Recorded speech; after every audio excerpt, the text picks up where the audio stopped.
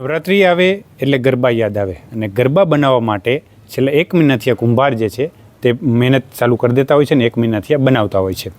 ત્યારે આજે આપણે એવા એક પ્રજાપતિની વાત કરવી છે કે જે આંખે પાટા બાંધી અને ગરબા જે છે તે બનાવે છે. ત્યારે એમને જ પૂછીશું, તમારું નામ કહેજો. મારું નામ ભરત ધીરુભાઈ પ્રજાપતિ અને અમે છેલ્લા 1 મહિનાથી આ માતાજીના ગરબા અમે બનાવી છીએ. ઓકે, તમે છેલ્લા કેટલા વર્ષથી આ કુંભારી કામ કરો છો અને આ ગરબામાં આંખે પાટા બાંધીને, કે ગરબા તો બધાય બનાવતા હોય છે કુંભાર, આંખે પાટા બાંધીને કેવી રીતે તમને વિચાર? આમ તો અમારી આ વારસાગતનો આ ધંધો છે. મારા દાદાએ પણ આ કામ કરતા, મારા પપ્પાએ આ કામ કરે છે અને હું પણ આ કામ કરું છું. અને આંખે પાટા બાંધવાનું કામ મને એક એવો અંદરથી આમ જાગૃત થયું કે આત્માને કે ભાઈ આ બધું ખુલ્લી આંખેથી આપણે આ કામ કરી શકીએ, પણ આપણને આંખે બંધ કરીને આ કેમ કામ ન થાય.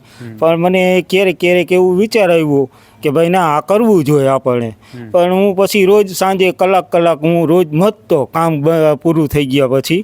પણ ક્યારેક મને સફળતા મળતી ને ક્યારેક નિષ્ફળતા મળતી અંદર કામની અંદર. બરાબર. અને પછી કેટલા સમય પછી તમને આ કન્ટિન્યુ તમે ગરબા જે ઉતારી શકો? કન્ટિન્યુ આમ તો મને જાજો ટાઈમ થયો આમાં આંખું બંધ કરીને. કેમ કે આમાં તો માટીની અંદર બધી વસ્તુઓ આવે, કાંકરાય આવે, કસ્તરી આવે.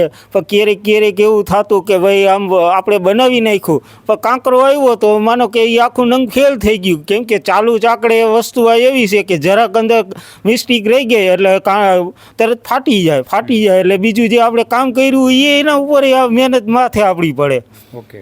અને તમે આંખે પાટા બાંધીને કેટલા ગરબા ઉતારી છે, કેટલી કલાક કામ કરશો? આંખે પાટા બાંધીને હું કમસે કમ 3 કલાક કામ કરી શકું. 3 કલાક સુધી. ઓકે. અને આ નવરાત્રિ દરમિયાન કેટલા ગરબા તમે બનાવો છો? આમ તો અમે રોજના 100 ગરબા કરી શકીએ, પણ આમાં શું છે કે 100 ગરબા રોજના ન બની શકે. આની શું એ પ્રક્રિયા હોય કે ભાઈ હાલો આજે 100 બનાવ્યા, હવે કાલે પછી એની પાસે ટીપવાના આવે, ટીપા પછી એને પછી તીના પાડવાના આવે, તીના કર્યા પછી એને સૂકવવા પડે, સૂકવા પછી આપણે પછી એને એવી રીતના બધું અલગ અલગ પ્રક્રિયા આવે. એટલે રોજનું આમ ગણતરી કરો એટલે રોજના 100 નંગ જ થાય અમારાથી. ઓકે.